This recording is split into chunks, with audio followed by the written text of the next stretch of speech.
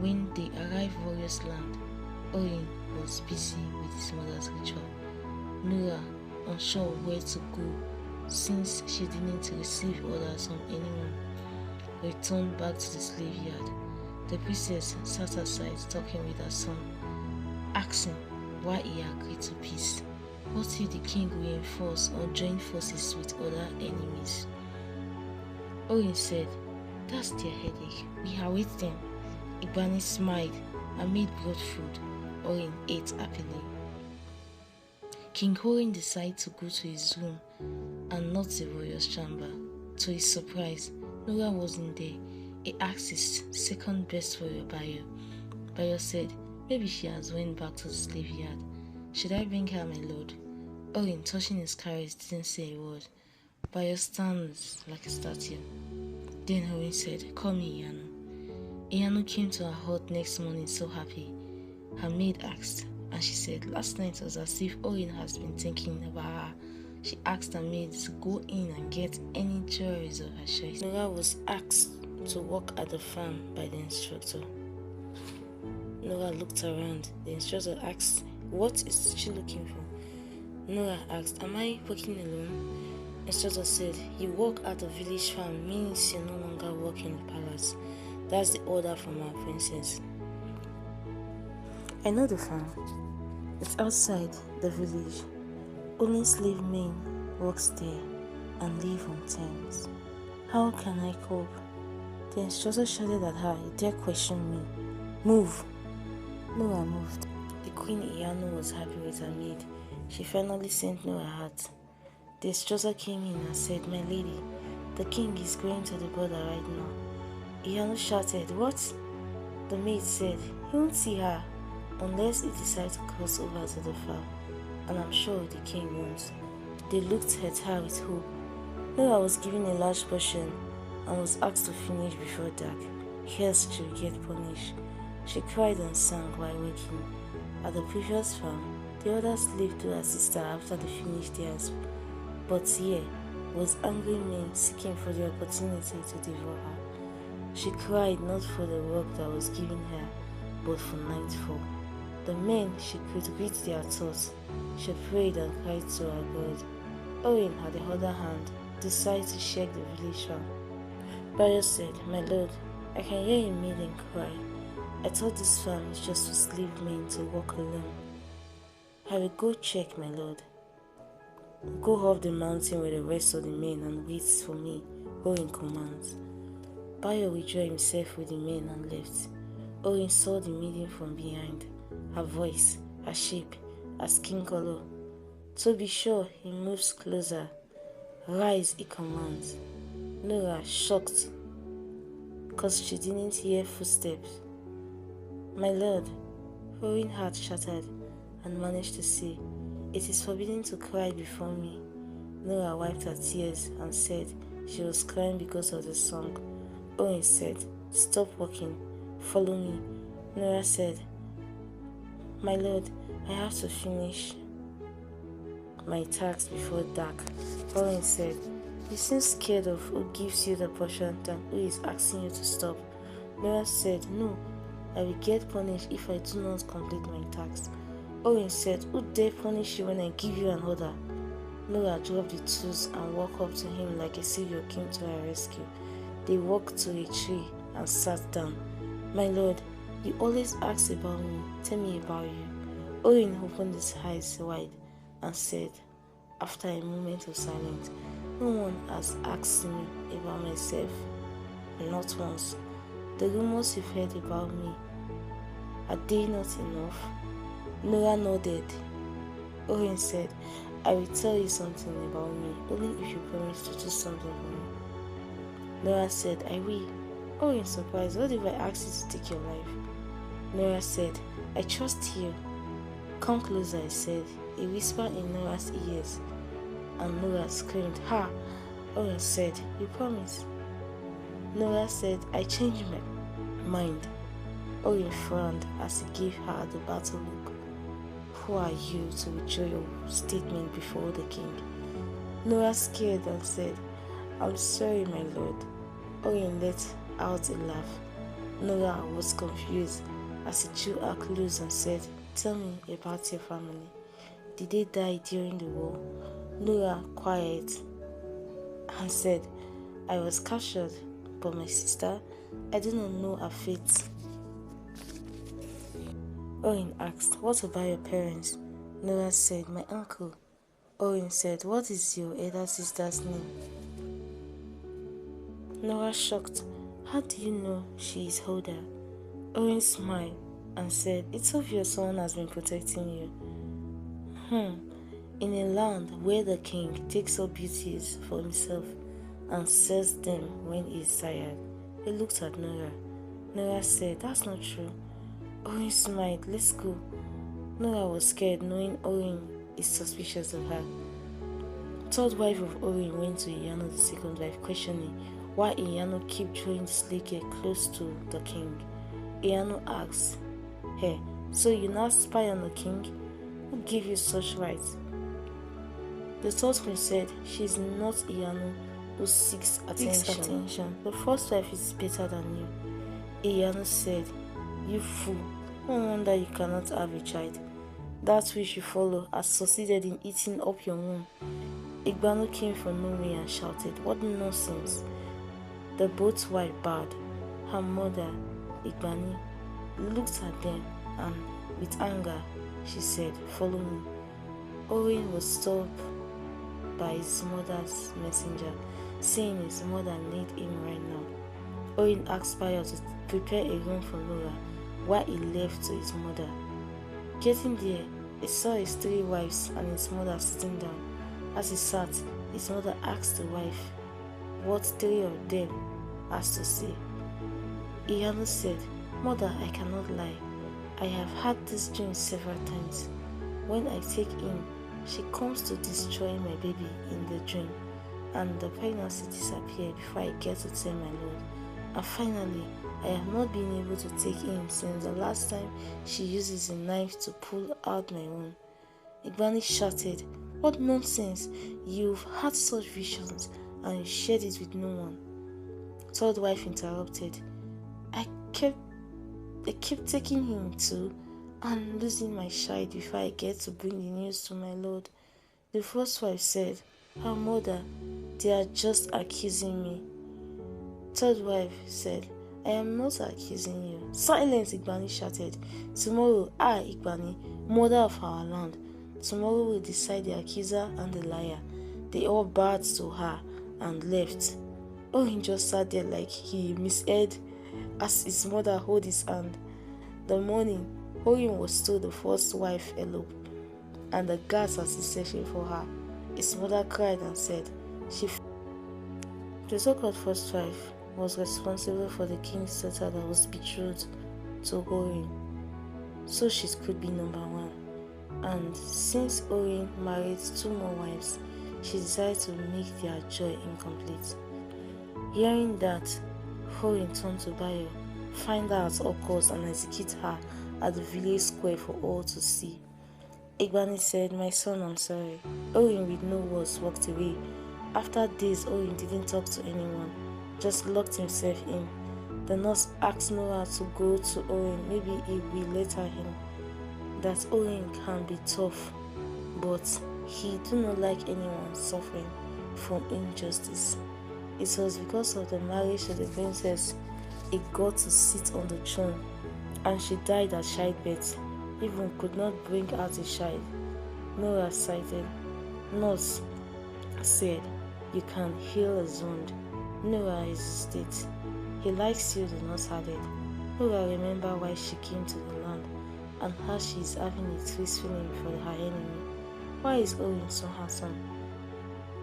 She laments within her. Noah went to the king's door, where a guard was standing as he commands, "Go back." Noah said, "Please, I have to see the king." The guard shouted, "Go! He has refused to see his mother." Noah turned to go. Orin shouted, "Let her in." Noah quickly ran in before the guard would change his mind. "My lord," as she stared in empty space. Orin touched her. As she turned, he grabbed her onto his chest and kissed her and laid her down. Noah pushed Orin and said, My lord, no maiden can refuse, my lord. Orin asked, why did you come here? Nora said, to make you come out. You've been indoors for days. Orin asked her, do you miss me? Nora nodded yes and nodded no.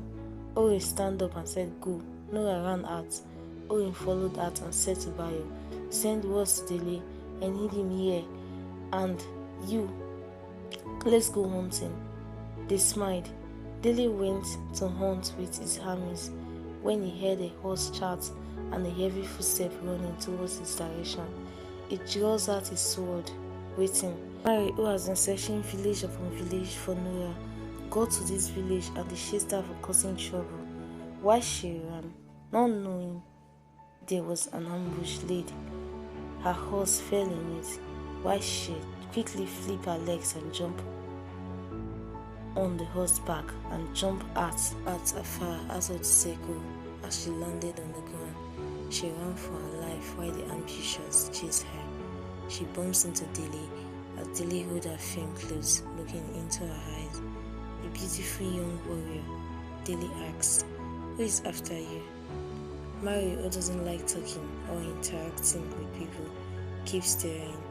She drew close to Dele as her hand reached for his sword. Dele, lost in her eyes, hears the clinch of his sword, as if hears she wants to stab him.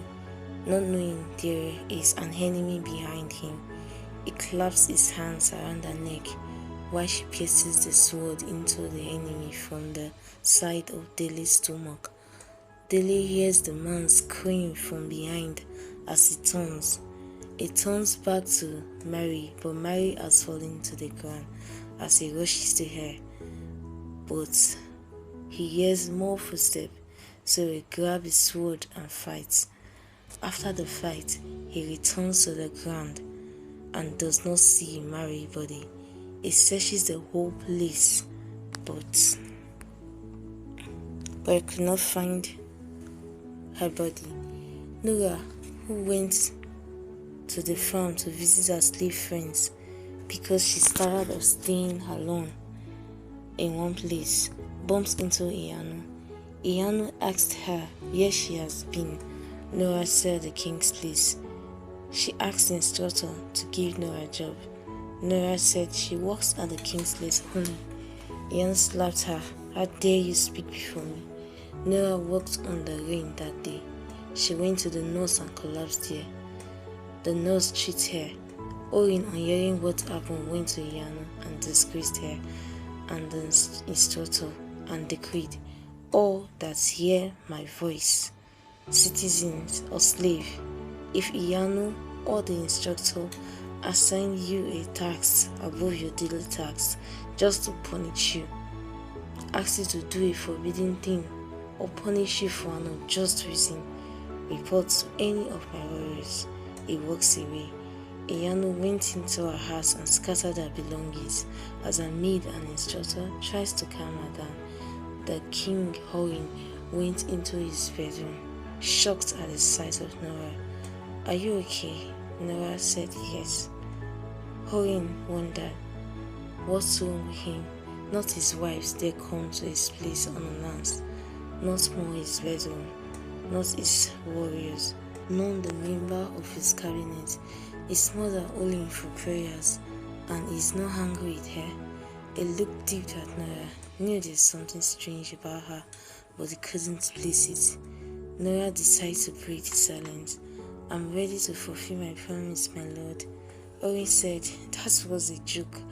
You cannot give yourself to me based on fear and promise. Go, he commands, and walked to his bed. Nora ran to him and rested her chest on his back, holding him. Orin turned and went in onto her. Seeing that she was untouched confirmed his doubt about her.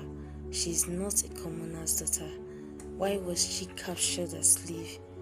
How come her so-called uncle didn't go with her? His thoughts raced. He looked at her sleeping. Why didn't I resist this beauty to himself? And her sister must be pretty too. A guard knocked on his door telling him Dele has arrived with warriors. He asked Dele his observation and relay another order. Find Aros Aidat, find out whose family Nora came from. No, what? It's first time he heard his lord called him in his name. Nora, she won't say. I do not want to hurt her by the hard way. Go. Dele bowed and turned. Orin added, Dele, go and come back untouched. Dele smiled and jumped on his horse. Harrow, hearing a king made peace with ORIN, invited the king and invited the old king also. They conspired, they planned to join forces. The old king requested to meet his young virgin. I will make sure to drug the old king and sent one of his sex slaves that strike a resemblance with Mary. She poured blood on the bed.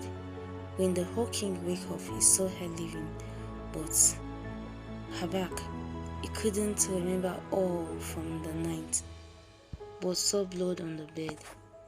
ORIN sent his rich woman to Nora. Nora was happy shaking gifts ORIN sent to her. Their love increased.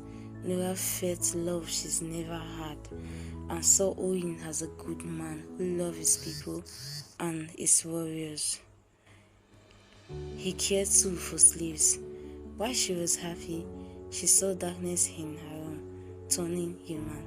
She knew it's Harrow's wish. She feared. Nora, the witch, laughed. I hope you remember why you are here. Nora nodded. Has he showed you the sword of power? Nora nodded. No. Has he told you he loves you? Nora said, yes. Nora, you are good. You love him. Nora quickly said no. Remember your sister. Nora looked up as if begging her to protect her sister. The witch said, the ball is in your court. She transformed into darkness.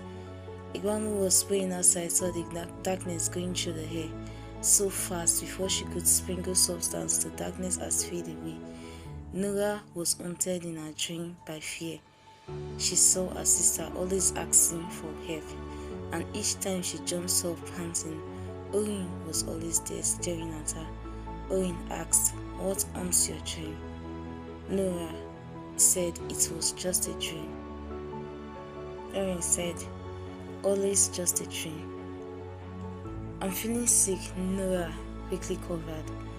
ORIN said, I know, and I have sent for the healer. I shall return.